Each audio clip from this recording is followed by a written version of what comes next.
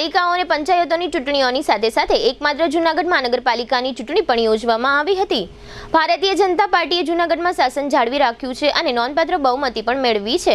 જોકે ગત ચૂંટણીની સરખામણીએ કોંગ્રેસ વધુ બળવાન બની છે। જૂનાગઢમાં સવારે 9 વાગે મતગણતરીનો પ્રારંભ થયા બાદ બપોર સુધીમાં તમામ બેઠકોના પરિણામો જાહેર થઈ ગયા હતા।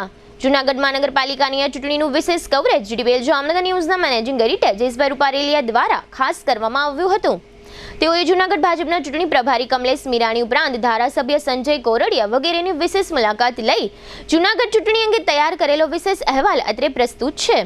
અત્રે ઉલ્લેખનીય છે કે જૂનાગઢમાં ભાજપાએ હેટ્રિક નોંધાવી છે। જૂનાગઢના 15 વોર્ડની 60 બેઠક પૈકી 8 બેઠક ભાજપાએ પોતાની તરફેણમાં બિનહરીફ કરાવી લીધી હતી।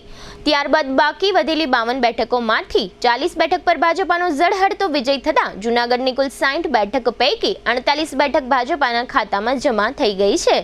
11 બેઠક પર કોંગ્રેસનો વિજય વાવટો ફરક્યો છે અને 1 બેઠક પર અપક્ષનો વિજય થયો છે। જૂનાગઢને 2003ની સાલમાં મહાનગરપાલિકાનો દરજ્જો મળ્યા પછી 2004ના વર્ષમાં ભારતીય જનતા પાર્ટી સત્તા પર આવી હતી। 2009ની ટર્મમાં લોકોએ કોંગ્રેસને શાસન આપ્યું હતું। ત્યારબાદ 2014 અને 2019માં લોકોએ ચુકાદો પલટાવીને ભાજપાને સત્તા આપી હતી। આમ આ વખતે ભાજપાએ જૂનાગઢમાં ત્રીજી વખત શાસન સંભાળી હેટ્રિક લગાવી છે। જોકે જૂનાગઢના રાજકારણમાં વર્ષોથી સક્રિય રહેલા અને 10 વખત શહેરના ડેપ્યુટી મેયર રહી ચૂકેલા ગિરીશભાઈ કોટેચાને આ વખતે ભારતીય જનતા પાર્ટી દ્વારા 60 વર્ષની વયમર્યાદાને કારણે ટિકિટ આપવામાં આવી ન હતી અને તેમના પુત્ર પાર્થ કોટેચાને ભાજપાએ ટિકિટ આપી હતી, પરંતુ પાર્થ કોટેચાનો વોર્ડ નંબર 9 પરાજય થયો છે। જૂનાગઢના વોર્ડ નંબર 1, 2, 3, 5, 7, 10, 11, 12, 13 અને 14માં ભાજપાના તમામ ઉમેદવારોનો વિજય થયો છે। વોર્ડ નંબર 4માં 1 બેઠક કોંગ્રેસ આંચકી ગઈ છે।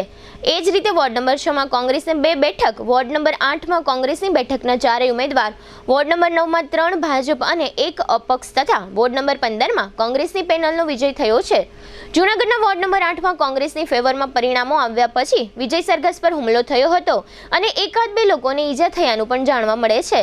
વોર્ડ નંબર 9ના કોંગ્રેસના ઉમેદવાર મહિપતસિંહ બસિયાએ પરાજય મળ્યા પછી તરત ભાજપનો ખેસ ધારણ કરી લીધો હતો અને કહ્યું હતું કે આ વોર્ડમાં મારે જે કરવું હતું તે કરી લીધું છે। અત્રે ઉલ્લેખનીય છે કે આ વોર્ડમાં ભાજપાની પેનલના પાર્થ કોટેચાનો પરાજય થયો હતો। જૂનાગઢની આ ચૂંટણી મતગણતરી સમયે જીટીવીએલ જામનગર ન્યૂઝના મેનેજિંગ એડિટર જયેશભાઈ રૂપારેલિયા સમક્ષ સ્થાનિકો અને જુદા જુદા રાજકીય પક્ષોના વિજેતા ઉમેદવારો તેમજ જૂનાગઢ બીજેપી પ્રમુખ પુનિત શર્મા અને જૂનાગઢ કોંગ્રેસ પ્રમુખ મનોજ જોશીએ આપેલી વિગતો પ્રસ્તુત છે।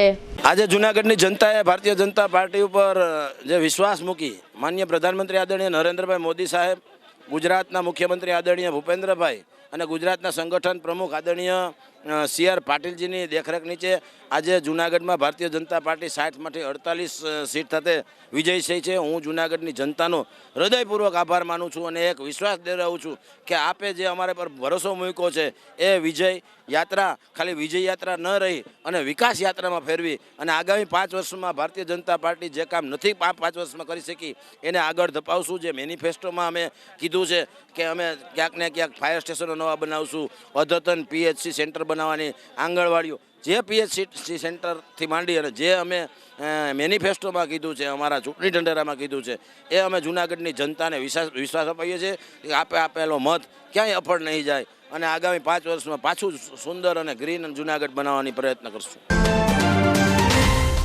આજ રોજ વોર્ડ નંબર 11ની મતગણતરી બાદ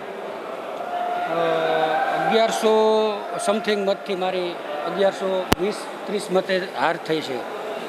પાર્ટીના વડા તરીકે મારી હાર થઈ છે। હું શહેર પ્રમુખ પણ હતો। જે મતદારોએ 2873 મતદારોએ મારા પર વિશ્વાસ મૂક્યો છે એ તમામનો હું આભાર માનું છું અને જૂનાગઢ મહાનગરપાલિકા કોંગ્રેસ પક્ષની બહુમતી ના આવી અને હાર થઈ છે, સત્તામાં અમે નથી આવ્યા, એની હું તમામ હારની નૈતિક જવાબદારી સ્વીકારું। ગત ટર્મમાં 2019માં અમારી 1 જ સીટ હતી અને તાકાતથી લડ્યા। ઘણા સંસાધનો, આર્થિક પાસું ઝીરો કહેવાય, ઝીરો હતું અમારી પાસે, પણ જે અમારી ટીમ એકમત થઈ લડી એટલે હું કાર્યકરો અને ઉમેદવારોને પણ ખૂબ ખૂબ ધન્યવાદ આપું છું। સમગ્ર જીત વોર્ડ નંબરના 11 નંબરના દેવતુલ્ય કાર્યકર્તાઓ કે જેણે તન તોડીને મહેનત કરી છે ખૂબ પોતાના કામ ધંધો બધું મૂકી અને ભારતીય જનતા પાર્ટીના ઉમેદવારો માટે ખૂબ મહેનત કરી છે. હું સમગ્ર ટીમનો ખૂબ ખૂબ આભાર માનું છું. શિસ્ત નેતૃત્વનો આભાર માનું છું. શહેર ભાજપનો આભાર માનું છું.